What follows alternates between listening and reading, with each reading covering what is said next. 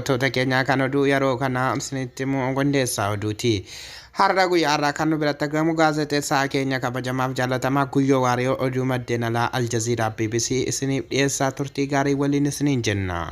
Biddaan gubatte obbaate sababii biddi finciltootu tiirra darbatam ta'uu dhaabbati mirga namooma Human Rights Watch balbaloon taatee uumamti daldal siyaasaa godhatanii itti nagaduun kaafuutii kajedhu dubbii maangare hutii Muhammad Abdusalaam gochi baqattoota Itoophiyaa dhalattoota Oromoo kan irratti baasboore waan hin taaneef dubbiin bukeessina jechuun Human Rights Watch dur dhaabbat haaleen lagaaf bittottees 7/2021 manidha magaal sana'aa tokkirratti jedhaniin namooti 60 caalayyoommoo jeefamanii dhibbi tokkoof 70 waliin akka jaba miidhamuun gargaarsi yaala argachaa jiraachuu Aljazeeraan gabaat balaan taayikuun qaam qorannoo dhaabbat mootummoota gamtoomanii ta'uun ilaalamu qaba kajeetti irra guddoon Human Rights Watch tagaaf Afrikaa laatashee baay'aadha finciltooti hutii kun koroona maqeeffachuun baqattoota Itoophiyaatiif gaaf Afrikaa irra godaanan haleela turan jechuun hima. The victims were trying to escape a camp in Al-Kui which the coalition says was being used to launch missiles. Finciltoonni Yemen kibba biyya wala boomti tamatoo fi dhaabbachuuf waraan barkum 2015 irra jalqaboon durdeemummaa Saudi Arabiyaatiin irra godhamaa tur dandamachuun harka caala kaabi biyyattii magaal guddoo saanaa dabalatee dhuunfachuusi dubbata. Namoonni miiliyoona 4 caalan qabeef qabeenyi isaan irra buqqaa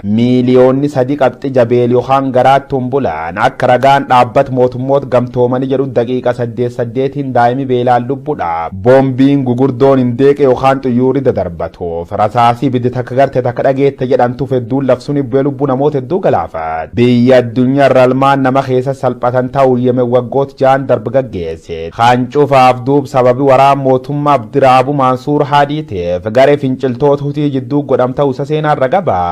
The Iran-backed rebels hold ground in Taiz to prevent government forces from advancing towards Marib in the north. Akken war faranjoota barkum 2015 weerar gareen finciltoota hutii magaal guddoo biyyattii saana to'achuuf gootee waraani kun jalqab gareen gamta Saudi Arabiyaatiin durfamtu mootummaa Yemen deeggaruun warri United Arab Emirates guljirimmoo garee finciltoota harqabachuun adanii wal balleessa gareen lamaanuu jaarsummaa dhaabbat mootummoota gamtoomaniitiin hangoo qoodatanii nagaan kabuu yaalii jetti didoon wanni kun cufta milkaa'in haftee namni hedduun dhumachuun namni hedduulleen sabab beelaatiin bobboseera.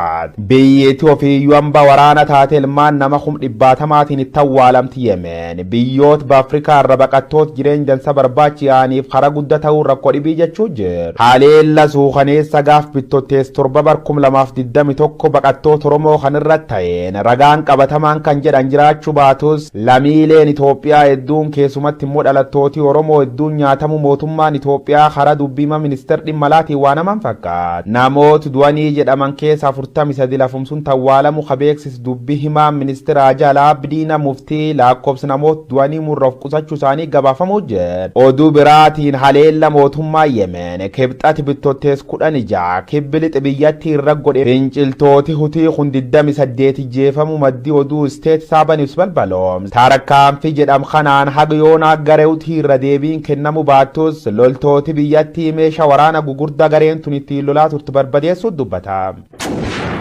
After more than 6 years of war, the Houthis want Marib. Oduu erga studio seenne nuraqqabeen gareen Huutii armaan dura haleellaa kana haaluu hordofee dhiibbaa irratti godhameen BBC'n Almasrii wabeeffachuun akka gabaasetti namoota dhumaniif gadda itti dhaga'ame karaa dubbii himaa isaanii ibsaniiti jiran. Oduu walqabatuun baqattoonni Itoophiyaa 143 ta'an Yemen magaalaa Adeenirraa guyyaa kibxataa gara biyyaa deebi'uu ministeerri Haajaa Alaa Itoophiyaa beekse.